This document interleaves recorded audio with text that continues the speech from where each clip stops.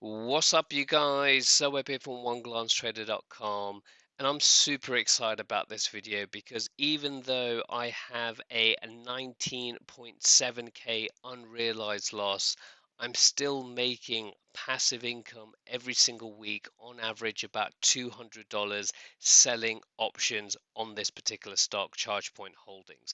So if you want to understand how I'm doing this, all I ask for in return is that you smash that like button and don't forget to subscribe and hit that bell notification icon, because I produce weekly investing trading videos to not only A, make you become a better trader, but B, to build an income stream, whether you're still in a day job or you want to make trading a full-time income.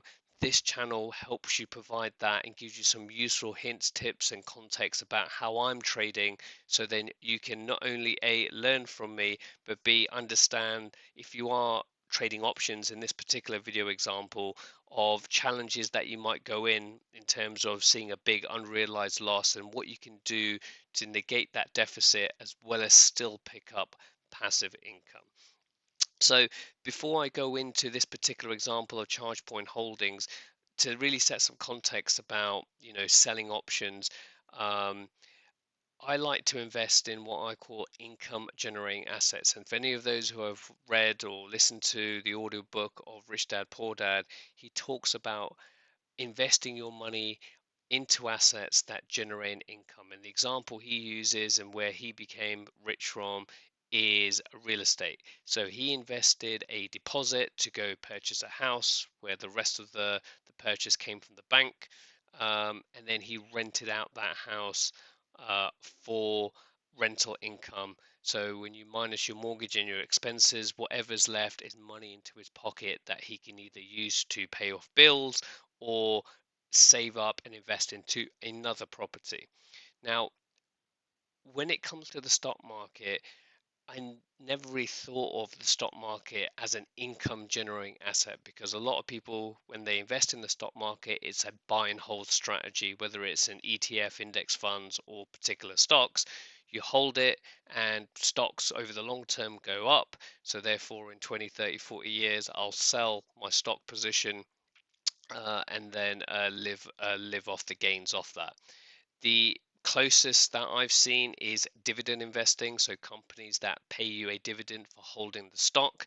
However, when you look at some of the dividends that are paid out for really stable stocks like Johnson & Johnson, Coca-Cola, Apple, it's between 1 and 3%. So you can just imagine the volume of shares that you got to own to get 1 to 3% return on your money.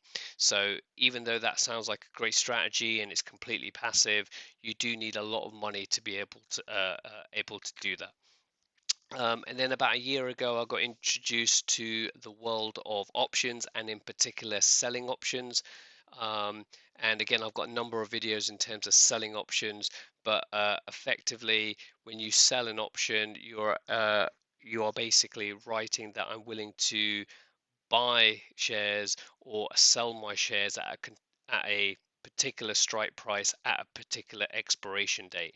And to write that option or to sell that option, the buyer of the option pays you a premium, and that premium gets instantly transferred to your brokerage account, which again you could use as a form of income, or to go buy some stocks or some shares in some stocks for other companies. Whatever you want to do, that money is yours. So in the real estate analogy, where you get rent from people that borrow your stay inside your property, you are also, for writing these selling option contracts, you are getting paid to do that. So I'm generating an income for shares that I want to buy in the future, and I'm also generating income of shares that I currently hold. And this is exactly what I've been doing with ChargePoint. So as it stands at the moment, I've got a unrealized loss of 19.7k in a company called ChargePoint. And this video is not about ChargePoint, but ChargePoint is an electric vehicle charging station company. I like ChargePoint for the long term, mainly down to it holds the biggest market share in the US currently, and with the adoption of EVs currently and in the future with Biden's bill infrastructure, where a greener world and a greener US is top of his agenda, and with the adoptions of EVs, ChargePoint is, well positioned to take advantage of that, and that's why I like ChargePoint. So I've been wanting to buy shares in ChargePoint for a while, and what I've been doing is I've been selling puts, so agreeing to buy shares of ChargePoint at a particular price at a particular expiration date and being paid to do so. So if ChargePoint reaches that price or goes below that price by my expiration date, I am forced to buy X number of shares in ChargePoint. So I've been doing that strategy and I've accumulated 2,300 shares with an average price of $28.28. And as you can see here, that ChargePoint currently is sitting at $19.70, and if you work out the maths, gives you around the 19.7k unrealized P&L. So what does that actually mean when you actually look at the chart? So if you look at the chart on ChargePoint at the moment, you can see my cost base is at 28.28. It went to highs up in February of around just under the $50 mark. And you can see here that it has a good support line at around $20, which where the current price is currently at the moment. So what's been happening is I've been selling puts to accumulate shares all across this downtrend over here.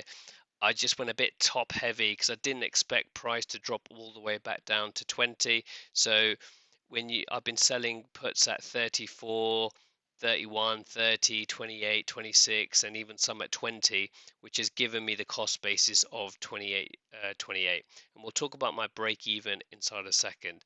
So that's what I've been doing. And ever since I've been holding these shares, what I've been doing as well is selling covered calls. And what covered calls is the opposite of selling puts, where is I am willing to sell my shares of ChargePoint at a particular strike price. So I've been selling covered calls at my strike, even below my strike sometimes when the price is really down here, because the price for ChargePoint to get back up to this level in a short space of time is very unlikely. So for me to generate that premium, I needed to sell covered calls at 26, 25, 24, all that kind of good stuff. And we'll go into a couple of examples of that. So what I've been doing while I've been accumulating ChargePoint, I've been selling puts on ChargePoint and selling covered calls on ChargePoint. And for that, I've been receiving premium. So I've been receiving dollars coming through the door. So what I did is I just downloaded my statement for ChargePoint, and yeah, as you can see here, um, my first one was at the $35 strike. And what these three columns are is what is the option that I sold, how much I gained, and the commissions for each trade. So for example, this is saying I'm willing to buy X number of ChargePoint shares by the 2nd of July at a strike price of $35. And the P stands for put and the C stands for covered calls. And for this particular trade, I made $275 for placing that trade. So this one is, for example, I'm willing to sell my shares of ChargePoint at the $34 strike, expiring the 9th of July. As an example point for that, I made $22. And as you can see here, I've made a number of things in August. Generally, I do weekly options. Sometimes, there's some minus figures in there. There's some other minors, and you'll see here during the times around this area here. If we go back to the chart, between August and September, when the price is very low, I'm not generating that much income because I'm selling covered calls at 25, 27 when the price is around the $20, $21 mark, but I'm still generating some income every single week. And then during October to beginning of December, when the price started to go back up, you can see here that I've started to make some more decent amount of premiums as time goes on. So if we have a look here, I have generated a total of $6,612 in premium. So money that's come through while I've been holding this stock. And that is what gives me this break even of 26.25. So if I sold all my shares at 26.25, I would get all my investment back. So you can think here, you can see I've invested $65,000 total into this particular stock, but I would give back my $6,612 back, but then I'll get all my principal back. So my aim is not to sell these shares below this price, and it's good to have your break even, so then I know, especially when I'm selling covered calls and things like that, I know roughly where my break even price currently is. So you can see that I've managed to knock off about $2 off the cost basis by selling calls. So if you own stock, and you own more than 100 shares, you could do this strategy and start either lowering your cost basis or generating an income as part of this process. So, and in total, I've generated, well, it's cost me $311 in commission, which isn't that much. And since July, since the beginning of July till where we are the 23rd of December, which is end of next week, it's been 28 weeks. So if you take the average of the 6.3K, that's an average of $225 a week. And that is how you can generate an income, whether the stock is up or the stock is down. And going back to the real estate assumption, is that when you go and invest in real estate, prices can go up, prices can go down, and as long as you don't sell your asset, in this case the real estate, and someone is living there and it's rented out, you're still generating an income. And in the stock example, ChargePoint is currently down, so it's, as if like, house prices are down at the moment. But over the long term, in 10 years time or whatever it needs to be, ChargePoint will be above um, 28, and I'm going to continue to sell covered calls every single week or every 2 weeks and lower down this cost, and eventually this cost basis will get to this 20 and eventually hopefully get to zero. So therefore I've taken all my 60 grand out. So I've taken about 10% out of this trade at the moment, even though that the stock is down. And I could have sold my shares. I was selling covered calls at around the 29 mark. I had an opportunity, as you can see here, that this candle just got above my cost basis, but my cost basis at this point was a little bit higher because I was selling puts, and I got assigned a put at this level at the 24 mark last week. So therefore that brought my cost basis below 28. So my cost basis at this point was at $29 and not at $28. So that is why I didn't get out of this position at this point.